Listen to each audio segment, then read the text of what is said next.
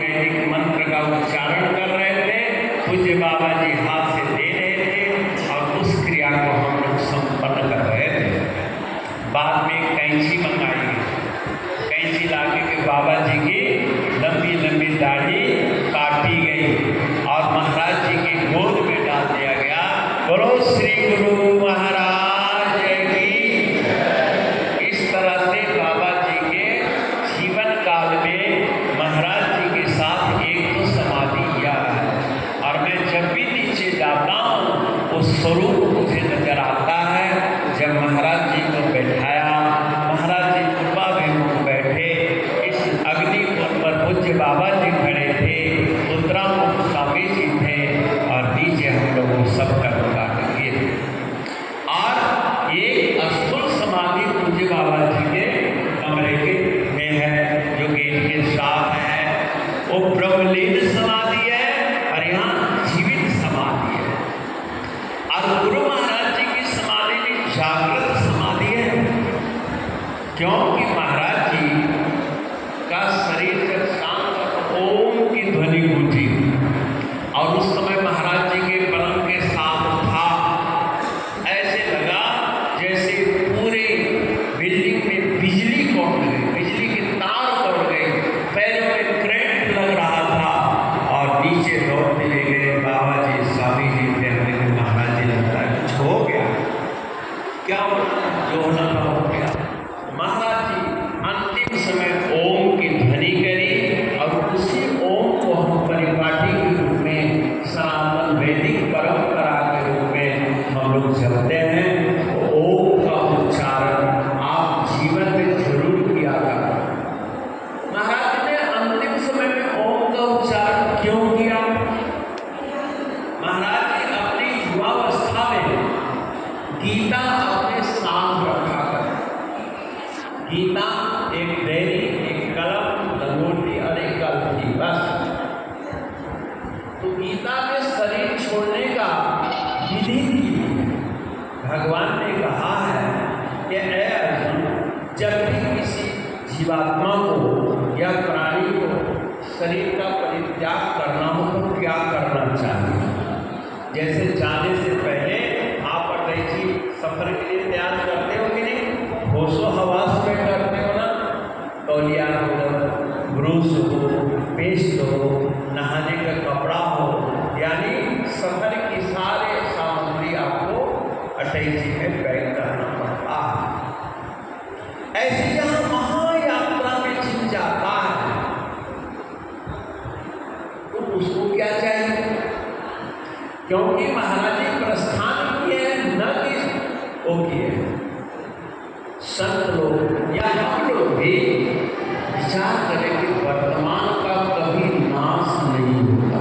क्या बीता हुआ वर्तमान भूतकाल होता है, बीत रहा समय वर्तमान कहलाता है और आने वाला समय ही भविष्य कहलाता है। घटना जब भी घटती है वर्तमान में घटती है, भूतकाल में, भविष्य काल में। जब वर्तमान आएगा तभी तो क्रिया घटित होगी। महाराज जी ब्रह्मलोक में है, आज भी है, उनका नाश नहीं हुआ। अर्थात वर्तमान का मतलब क्या है? आपकी उपस्थिति, मकान रिश्तेदार की उपस्थिति को वर्तमान नहीं कहते हैं। जैसे मैं अभी यहाँ बैठा हूँ तो मेरा वर्तमान परमपुरी में है, नहीं है।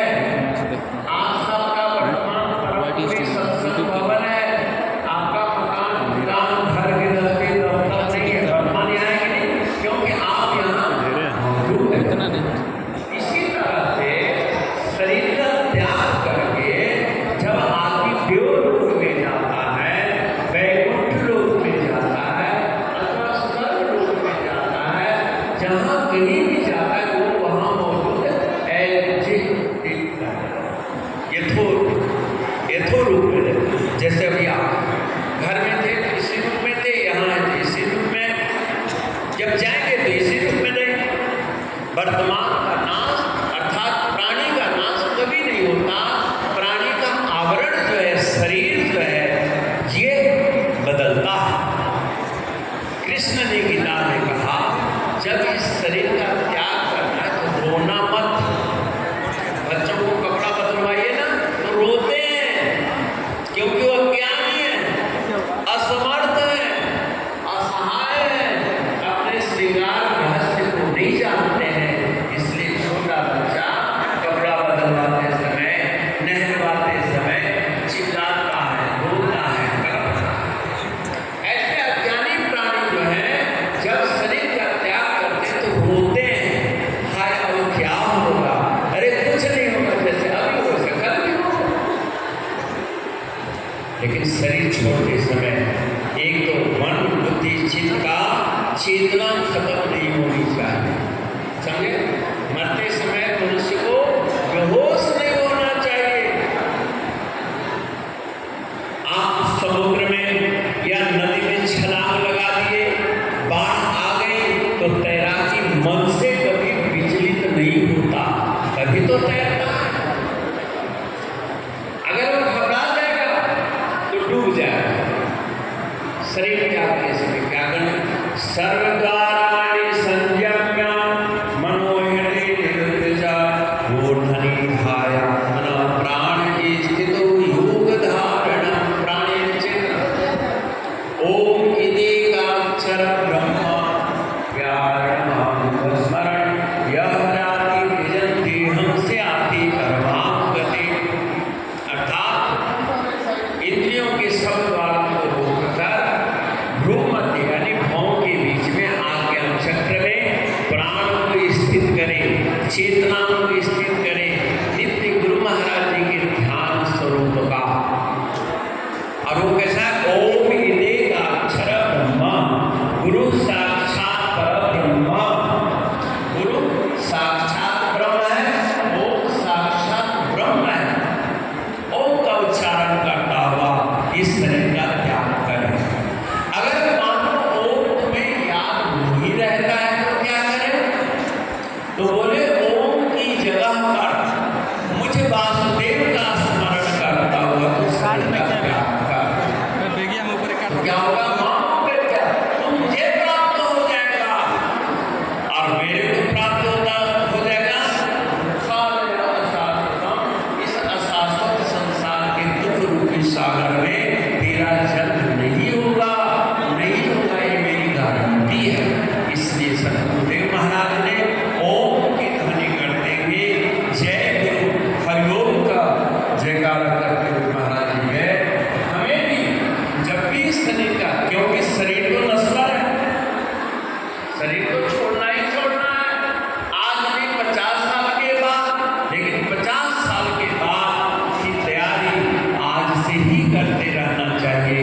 इसका तरीका यह है कि दैनिक मृत्यु काल में यानी रोज सोते समय ओम का स्मरण अथवा श्री सद्गुरु महाराज जी का ध्यान करते हुए आप शयन करेंगे तो सुबह प्रसन्नता, एकदम विहसता, खिला हुआ चेहरा लेके जागृत होंगे और आपका नित्य जीवन जो है आनंदमय सुखमय बनेगा। तो आज श्री सद्गुरु भगवान जी के पवित्र चरण कमलों में यही श्रद्धा सुमन अर्पित करता हूँ। हे सद्गुरुदेव महाराज, आपने जीवन भर हम जीवों के आत्मकल्याण का जो भी उपदेश दिया है एक वो स्मृति में बनी रहे, उस स्मृति के मुताबिक हम चलने का संकल्प ले सकें और नित्य नियम से आपकी सेवा स्मरण में मन लगाएं। यही शुभकामना सहित श्रद्धांजलि अर्पित करता हूँ। और आप हमारे आगे 12 बजे तक आराम से कार्यक्रम 12-1 बजे तक चलेगा। आप लोग सभी दूर दराज से आए संत भाई हमारे बहुत प्रेम स्नेही लोग हैं। ये अब आपने अपने भाव के मुताबिक संक्षिप्त विस्तार से मैंने जीवन रहस्य बताने की कोशिश करी, क्योंकि इतना जानना निर्माण काल में आवश्यक होता है। इसलिए मैं पहले ही भूमिका के रूप में आखिर निर्वाण पद है क्या, ओम क्यों उच्चारण होता है। महाराज जी ने नित्य अभ्यास के बल पर ओम के साथ ही संसार का परित्याग किया और हम लोगों के कल्याण के निमित्त परम पूज्य बाबा जी जीवन काल में में 1942 में महाराज जी को यहाँ बुलाए और रखे और अंत समय में इस रूप में भी पूज्य बाबा जी का ही बुलावा है। आज 42 का साक्षी तो मैं नहीं हूँ, लेकिन 1985 का साक्षी मैं हूँ। और महाराज जी ने कहा कि दिनेश तुम मुझे ले चलो, और महाराज जी लेकर आए बाबा जी, और महाराज जी यहाँ बैठे और हमेशा के लिए बैठ गए। इनके चरणों का ध्यान कर आप जो अरदास करोगे, जो कामना करोगे, आध्यात्मिक अथवा लौकिक दोनों कार्य सिद्ध होगा। सब कुछ गुरु के पास है, पाइए अपने भाव, सेवा सुमरन नित करो, बना रहे तेरा भाग। हरि ओम तत्सत, हरि ओम तत्सत। एक कीर्तन के माध्यम से श्रद्धांजलि प्रारंभ करते हैं। उसके बाद हमारे रामाकांत जी हैं, कनकुआ ने इसी ग्राम के शरीर है इनका, फिर इनका भी सुनेंगे और सभी संतों का 5-5 मिनट श्रद्धांजलि अवश्य श्रवण करेंगे। तत्पश्चात अंतिम अध्यक्षीय श्रद्धांजलि समाप्त के रूप में कार्यक्रम संपन्न होगा। फिर बहन जी आएंगे। तो अभी आप एक भजन प्रभात गाओ, एक भजन और लघु भजन